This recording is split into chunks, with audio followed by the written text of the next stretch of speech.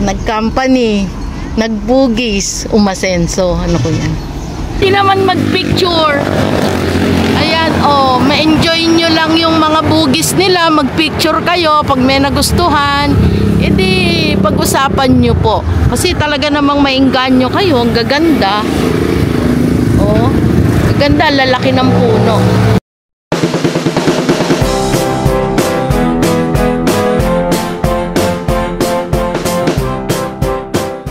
Ayan guys, naririto tayo sa Concepcion's Garden. Dito lang po ito sa Bae. Ito po ay bandang bukid na, kung mapapansin nyo. Maliit lang kasi yung kanilang ano doon sa harapan. May mga naka-display naman sila doon. Pero ayan, iikot ko po kayo. Kaunti lang namang ikot ito. Kaya samahan nyo na po ako.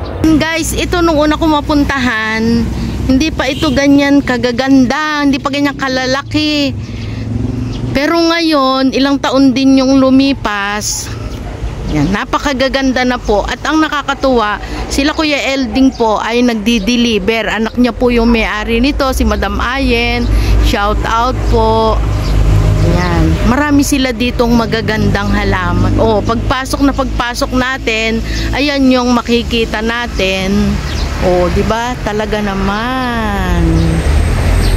Itong mga pour out, ayan. Lahat naman nito ay pour out, pero syempre po kung kailangan natin ng budget po, o budget price. Tapos kayo na lang po yung mag-alaga, kayo na lang yung magbantay kung paano ninyo mapapalaki. Ito katulad nito. Dito po ay cemented pot naman ang kanilang pinaglalagyan. Ito daw ay pinasasadya nila diyan lang sa may Gintong Talulot, kung gaano kalalaki ang mga paso na yan. Yan, mga cemented pot. Sila po yung nagsasabi kung gaano kalaki yung ipapagawa nila. Yan yung mga halaman nilang available. Yan. Gaganda guys, oh. Hindi ko alam kung saan itatapat yung aking camera. Ayan. Pwede nyo po itong picturean, screenshot, then isesend nyo po sa o kaya tawagan nyo po para alam nyo yung details nila kung paano kayo, kung anong gusto ninyo. Syempre makakahingi pa kayo ng discount pag yung may-ari na po ang kausap natin. Ayan. Kasi tulog daw si Madam, kaya hindi ko na po pinagising. Ito, matataas ito. Yan, oh. Ito naman yung mga puno nila. Meron pa daw silang isang pwesto sa boundary ng Nagcarlan at Victoria. Ako, napapansin nyo, mahilig talaga ako sa pink. Kaya ayan, oh. Talagang napipicturean natin. Papansin talaga. Ito, iba din to. Ayan. Meron may bulaklak na.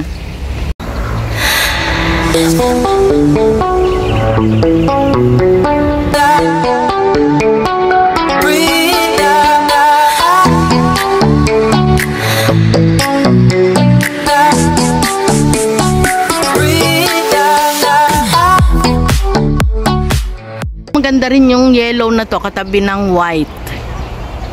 Ito yung yellow niya. Ayan yung mga puno. Guys, binibili din daw nila yung mga puno.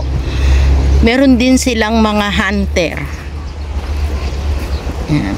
Tapos, susuksukan nila. Si Madam Ayen daw ang naggagawa nito. Naggagrap. Ayan.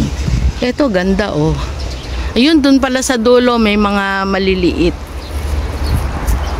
Hindi kalakihan yung space nila guys. Pero naipupwesto nila ng maayos ang kanilang mga bugis. Yan, cemented pot lahat. Yan, lalayo tayo. Habang si husband ay nakikipagkwentuhan, tayo naman po ay magbibideo dito. Alam naman natin yung pag-grab nila kung paano, kasi meron na rin po tayong napapanood na nag-grab. Ganon din yung ginagawa nila. Yan oh.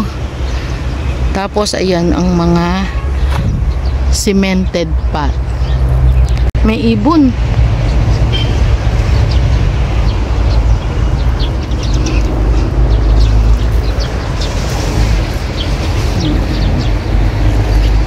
Samantalahin po natin guys na maraming bulaklak ngayon, pero sabi naman po ni Kuya Elding, ito naman daw po ay tuloy-tuloy naman ang bulaklak, pero sadyang marami ang bulaklak kapag kayong ganitong summer.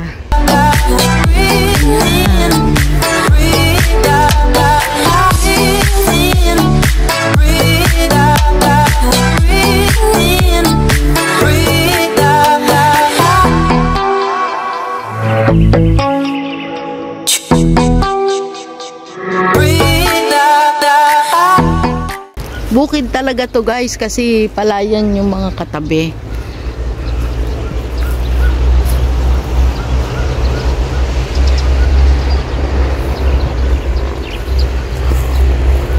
Hindi tayo makakapagpresyo kasi nga po depende iyan sa puno, sa edad ng puno at sa mga nakasuksok.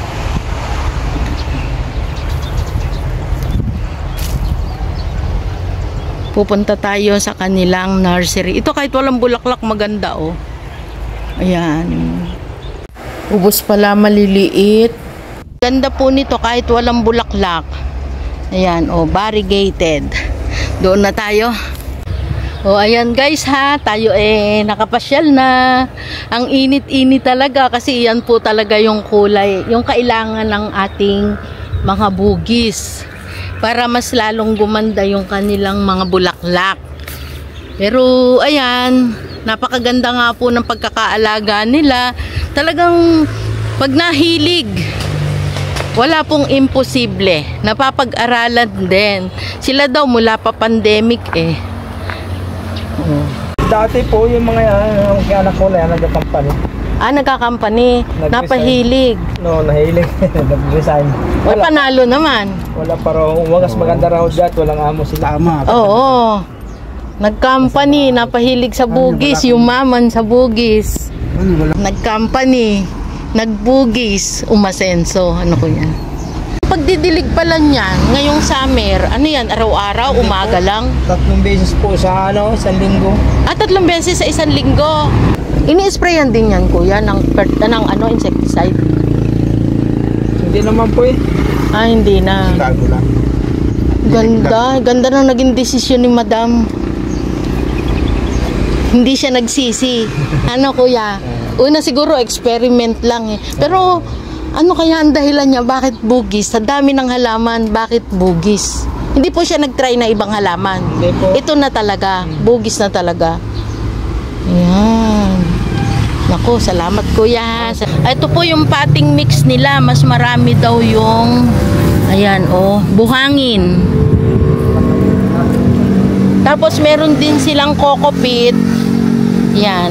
Para daw naman magaan. Ito katulad nito, gapuno na. Naku, ilang thousand na kaya ito. Ayan.